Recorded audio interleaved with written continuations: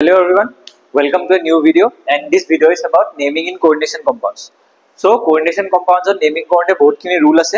So first rule to hol je hoday juntu left side e thake he bostu tu ki hoy cation aru juntu right side e thake hetu ki hoy amar anion.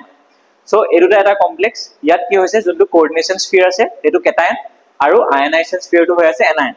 Similarly yat juntu ionization sphere hetu hoy ase cation aru juntu coordination sphere hetu hoy ase anion. So দুইটাৰে rule খিনি অলপ বেলেগ বেলেগ যেতিয়া আমাৰ মেটেলটো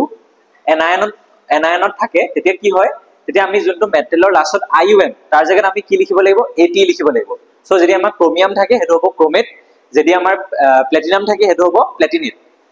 then আমি সদায় কি কৰো লিগান্ডৰ নামটো আগত লিখো আৰু তাপা মেটেলৰ নামটো লিখো আৰু মেটেলৰ নামটো লিখাৰ পিছত কি হ'ব যে আমি স্মল ব্ৰেকেটত তাৰ অক্সিডেশন ষ্টেটটো লিখিব লাগিব ৰোমান নাম্বাৰ সো এই এক্সাম্পল লম ইয়াত কি হ'ব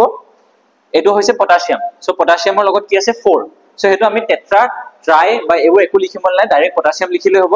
ইয়াত আমি কি লিখিম পটাশিয়াম দেন হদাই কেটায়ন আৰু এনাইন লিখুনতে তাৰ মাজত গ্যাপ এটা আহিব দেন আমি ইয়াত গ্যাপ এটা দিম তাপা কি হ'ব লিগান্ডৰ নামটো লিখিব লাগিব ইয়াত 6টা সায়ানাইড লিগান্ড আছে হেকানে কি হ'ব 6 সায়ানো আৰু এটা মনত ৰাখিব যেতিয়া আমি লিগান্ডৰ নাম লিখিম আৰু লিগান্ডটো নেগেটিভলি চাৰ্জ হ'ব তেতিয়া আমি কি কৰিম ই জায়গাত ও আহিব মানে সায়ানাইডৰ জায়গাত কি হ'ব সায়ানো আহিব সো ইয়াত কি হ'ব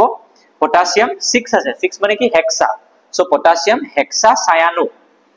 সায়ানো আৰু এটো আয়ৰন হয় সো আয়ৰনটো ইয়াত কি হৈছে এনায়নত আছে কেনে আমি কি লিখিম ফেৰেট বুলি লিখিম তো ইয়াৰ নামটো হ'ব পটাশিয়াম হেক্সা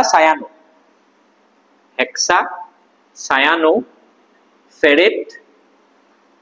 স্মল ব্ৰেকেট আৰু ইয়াৰ অক্সিডেশন ষ্টেটটো কি হ'ব 2 তো হেকানে আমি ৰোমান নাম্বাৰত কি লিখিম 2 So, your name is potassium hexacyanopherate 2.